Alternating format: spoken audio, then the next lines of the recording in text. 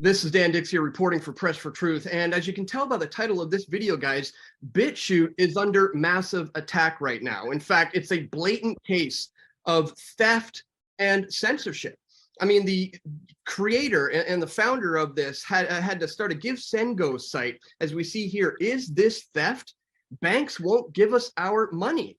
And of course, Bitchute is the video sharing platform that rivals the likes of YouTube, only they're not going to censor you for your political views. I mean, so long as you're not doing anything illegal, obviously, but they are directly challenging this status quo of cancel culture and deplatforming and censorship in general. And joining me on the line right now to discuss this and much more is the founder and the creator of the website Bitchute, Ray Vahi. Ray, thank you so much for taking some time here to speak with us today on Press for Truth. Now, I want to go over just this sequence of events that led to you having your bank accounts shut down over this website. But before we get into any of that, maybe you could start us off by telling us, you know, why did you create this website in the first place? Why did you feel there was a need to make Bitchute? So this goes back to actually around 2015, 2016. I was a very big fan of alternative media. So in fact, I was following you at that time. I used to watch you and Luke Kudowski on the Bilderbergs. So, you know, what I thought actually was it was a real leveler, a way to level the playing field. Ordinary people were able to become the media themselves and really hold power to account. And, you know, YouTube at that time was just a fantastic site. You could go on there, you could learn anything. You could get a great education and you wouldn't have to spend any money for it. So I thought, this is fantastic. This is the future. And at the same time, you know, there were some really terrible things going on in the media. Like we'd had the weapons of mass destruction, the whole Iraq thing. We'd had Jimmy Savile. So basically, I thought, this is something I wanted to be involved in. And a lot of content creators were talking about very early on in around 2015, the encroaching censorship. Not many people remember this, but I know you were one of them.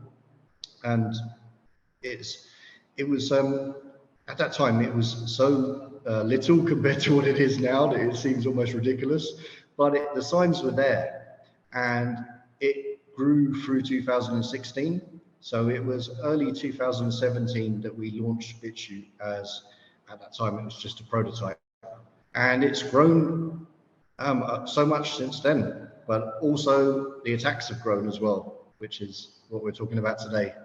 Well, you know, a thing like this is going to grow because freedom is popular. And when YouTube started screwing up essentially by changing their algorithms and shadow banning users as far back as 2015, 2016, 2017, it really created the perfect space for this new category of censorship-resistant platforms such as Bitchute, right? So maybe can you talk a little bit about the importance of, you know, being able to have these different opinions and discussions about political topics or maybe even medical issues without the threat or fear of being shut down?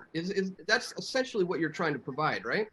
Right, that's so incredibly important. I mean, if you look at just the last few years with COVID, there's been so many cases where people have been deplatformed for having points of view that were labeled misinformation at the time and now are widely regarded as the truth. That's happened so many times. So how much, quicker could we have got out of that mess if we had freedom of expression, if people had been able to talk about these problems and basically, we would have come to the truth faster. And, you know, Bitchute is a platform where we allow legal free speech. Mm-hmm. I don't always agree with it. You know, my own background is as a libertarian. Some people on there are right wing, some people on there are left wing, some people are have different views to me, but we try to tolerate everything and treat everyone equally. We want to give everyone a level playing field, no matter what their background, no matter what their race, their religion. And, you know, these used to be just the default views that people used to hold. But these days, it seems like if you are tolerant of ideas, then you just get attacked, and that's what happened to us. Well, it used to be that this is how society would progress, right? By figuring out the issues, debating in the open public square to a point where people can point out the flaws in certain arguments and get to the bottom of what the truth is about a particular thing. That's why it's incredibly important for these things moving forward. And then here you have YouTube engaging in massive censorship and cancel culture, but this has gone beyond that. Now, they're to the point of attacking you directly with your financials. This is like financial terrorism in my mind. So take us back to where this all started, where we gotten to the point now that they're freezing your bank accounts. Well, we were actually one of the first to be kicked off PayPal and Stripe. Yeah, so that was going back to 2019. So already that was an escalation, and it seemed like, wow, it can't get much worse than this. But in 2020, we were targeted quite heavily by activists out of the UK. There's so many activist groups there that don't seem to really be working towards reducing hate. They just seem to be trying to shut everyone down, trying to just completely pro-censorship, anti-freedom of expression.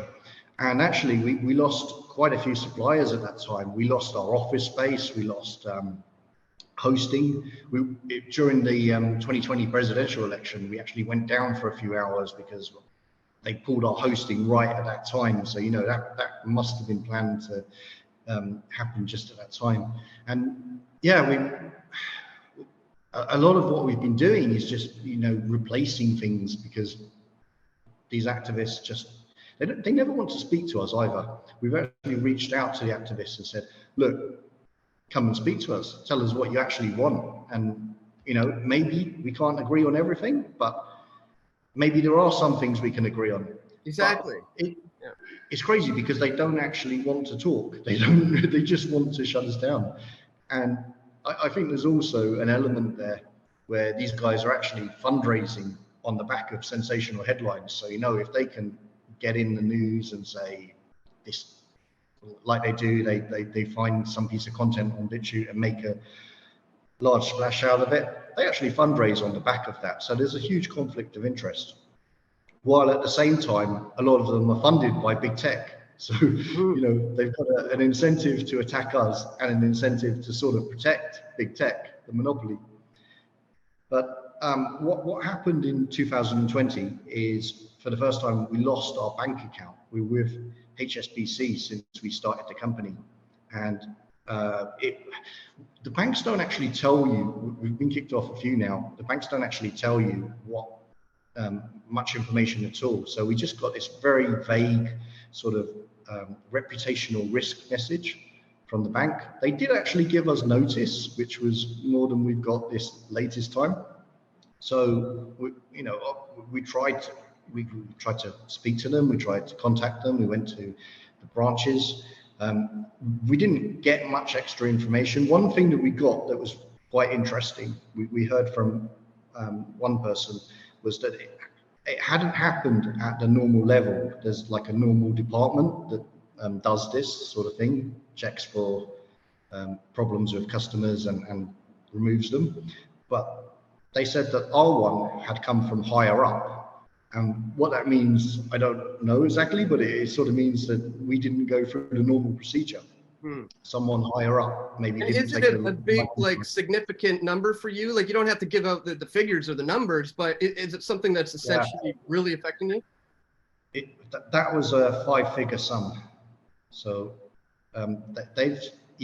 So what happened? And this is a bit complicated. So we got on notice and we found another bank, and we went through all the application and everything was looking good. And then we came to transfer the money from HSBC to the new bank. And then as the money reached the new bank, they contacted us and said, we're shutting down your account as well. Actually, at the time, I was pretty naive, because I thought, oh, that's just really bad luck. Like, what happened? That's really strange. But given later events, which I'll come to, I'm leaning more towards there's an activist in HSBC who really doesn't like us. Right. So the money went back to HSBC, but by the time it arrived there, we'd already run out of our notice period, so we no longer had access to any accounts. And it went into holding at HSBC. So we eventually got a new account. That was quite difficult for us to get another new account. And then we tried to get HSBC to transfer to that account. And then we just had endless, being run around in circles. We couldn't get them to do that. So we opened a complaint. We went through the HSB complaint process, because that's something you have to do in order to progress it to the next level. That didn't work. We actually took it to arbitration after that. In the UK, we've got something called a banking ombudsman, which is arbitration. So so we filed our complaint with him, with the ombudsman department, and that was just an extraordinary wait. Because of COVID, it went on for over a year before we got assigned someone to look at our case. So all through this time, we were just waiting for and it wasn't like we sort of knew the date. We were just phoning up and saying, is our case nearly going to be heard? And they were sort of saying, no, there's another delay. And it was like, maybe another month, it was pushed back and pushed back and pushed back. And all this time, you could have been reinvesting into the business, doing your bandwidth, all the things you have to be doing. It's been slowing you down all this time. Right. Yeah. So HSBC had that money in holding the whole time. I mean, they could have just transferred it at any point. It's our money. They're not even disputing that it's our money. They know it's our money. So we got assigned a arbitrator in November, so very recently, and then there was the whole back and forth. We got to fill out questions. So there's the issue of the money, and we're also bringing up an issue of what we believe is political discrimination, because we think that they've shut us down solely because we're a free speech site, and that is political discrimination. So I'll leave that to one side for the moment, because the money first. So they asked us, what is your new bank? So that HSBC has somewhere to send it. So then we sent them the details of the bank we'd had for 18 months at that point. And then we waited, and within about 7 days, the new bank contacted us that they were suspending our account without notice. So it almost sounds like beyond coincidence, closer to the realm of collusion between the banks. I mean, I don't want to speculate here, but it seems too coincidental that all of these guys continuously cancel you guys. Well, this is something, I mean, we can't help but wonder. Did someone at HSBC just call up the bank and say, hey, get rid of these guys? Now, I haven't named the second bank, and I'll explain why. It's because you might have noticed a lot of banks these days are actually just leveraging another bigger bank's structure. So this bank, up until this point, had been quite good to us. And I'm not sure if it's them who's kicked us off, or if it's the underlying larger bank that's kicked us off. So I don't want to bring any hate towards them until I'm clear about that. So, but yeah, this bank is also, we've been emailing them every day, asking them, when are we going to get our money? Can we have it back now? And the replies we're getting back from them are basically, oh, we're sorry, it's still taking longer, we're escalating it. So it does seem a bit like they're not really in control. It might be the underlying bank that's frozen it. So we're not sure. So we'll have to just reserve judgment until we maybe find out, or maybe we never will. I don't know at this point. All of this seems very eerily similar to what I've recently seen here in Canada. You had the truckers' convoys, bank accounts being shut down, people who simply raised money, like the guy from Druthers News raised $150,000. That is still currently being held to this day. And in fact, here in Canada, we have something called the Anti-Hate Network, and it received funding from the Canadian government. And there were activists within that group who actually contacted some of my sponsors and said, hey, did you know that this guy who you're sponsoring sometimes says negative things about the LGBTQ plus community? Do you really want to support a guy like that? So on the back end, there was these activists trying to get me shut down financially. Thankfully, my sponsors were like, we are in full support of Dan's views. But this seems to be an ongoing trend. And so it really begs the question, Ray, is it possible, or should we now be thinking about moving towards a time where we do not deal with the banks? Or is it possible for a company like yours, for example, to do this outside of the bank's control entirely, maybe through crypto, maybe through some other means? But what are your thoughts on becoming more decentralized to the sense of not dealing with the banks at all? Is that possible? So we do take all sorts of crypto, and crypto has been really, really useful to us. I love crypto. I mean, the adoption rate is still lower than it needs to be. We need more people using it, basically. If everyone was using it, then it would be great. But quite a small amount of our, I mean, probably in the 5% range or less of our total user base uses crypto. So I don't think it's quite there to support the whole platform yet. Plus, there's still a lot of things that are very difficult to do, paying wages basically, and paying taxes even, that are very difficult to do without having access to a bank. Right. So I think we should be moving towards crypto. I think that's definitely a good thing to do, and people should be learning how to use it and using it as often as they can. But I'm afraid to say that we still do need the banks, Right. unfortunately. Well, like you said, hopefully, you find the good ones that haven't been infiltrated by this activist community who is engaging in this cancel culture, really. And I'm sure they exist. I'm sure they're out there. I hope and pray that you do find the right bank who's going to do the right thing here moving forward. So you have launched a Go Get Funding campaign, I believe is the website. Give, send, go. Give, Send, Go. Sorry, yeah, they're a great company. Again, a lot less likely to censor from somebody like GoFundMe, for example, who's shut my campaigns down. So I'm glad you went with Give, Send, Go. They're good. They're good people there. Tell us about the campaign and where people can go to find it and what you hope to get from that. Right. So, I mean, this is a kind of strange situation where we have money and it's locked in two separate bank accounts that we just can't use. So the idea was that we set up a Give, Send, Go account to get some money in quickly so that we've got liquidity just to make sure that we can pay our bills, pay for servers, pay for everything. And I wasn't sure what the reception would be when we put it out, because it's a crazy thing to say, hey, we've got money, but we just can't access it.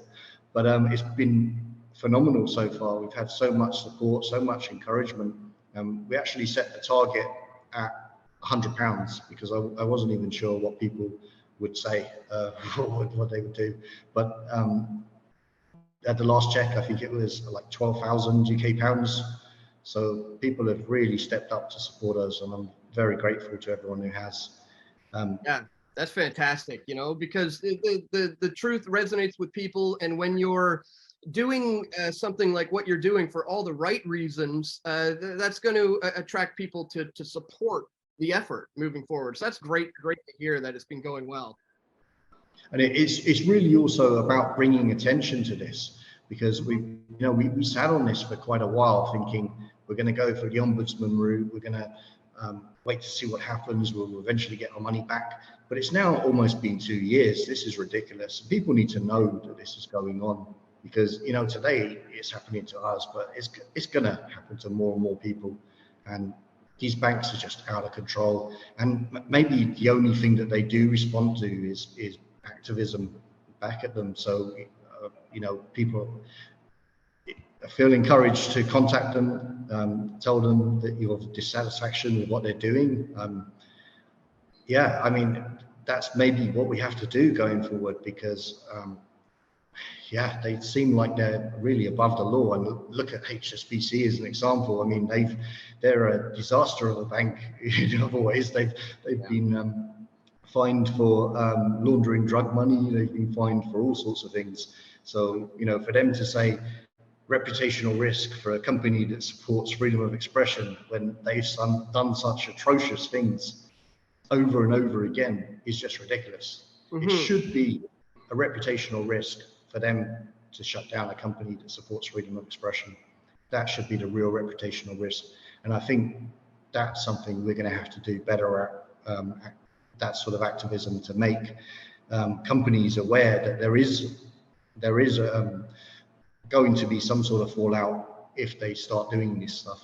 And maybe that's the way we stop them from doing it. Very well said. You know, this could turn out to be a huge blessing in disguise that will blow up in their faces, because, you know, as I've always said, you know, the truth resonates with people, and what you are doing is right there for everybody to see. Anybody can go check it all out. So I think that's going to be so important moving forward. And, you know, even if you do have the money and you get access to the money again, you could still use a lot more money. I mean, like, YouTube is a massive behemoth of a company to try to even come close to rivaling when it comes to their bandwidth and things like that. So I want to encourage people to continue to give to this campaign. I'm going to have links located right in the first link in the description below. These are the kind of guys we need to be supporting moving forward. They've supported us in the field of alternative media. It's time for us to do the favor back and support them moving forward. Otherwise, we're not going to have true, absolute free speech moving forward. So, Ray, I just want to thank you so much for taking the time once again. Any final thoughts on this whole debacle that you've been going through over the last 2 years? Do you know, I want to end on a positive note. So I want to say that 2023, I think, is going to be a really good year for us, because we've got so many things in the pipe works. We've got our own money raising platform that's coming, Bitchute. We've got live streaming coming. We've got a lot of really good upgrades that are in the works. And I think that I hope the next time you have me back, I can talk about only the good stuff. Yeah, absolutely. Well, I'm looking forward to all the new additions, the live streaming. I'm looking forward to doing my first Bitchute live stream. So be sure to keep me posted on that. Once again, I want to encourage everyone to check out the links in the description now. Do it today. Get involved. Be on the right side of history here. Once again, Ray, thank you so much for taking the time to speak with us today. Thanks so much, Dan. We all want truth.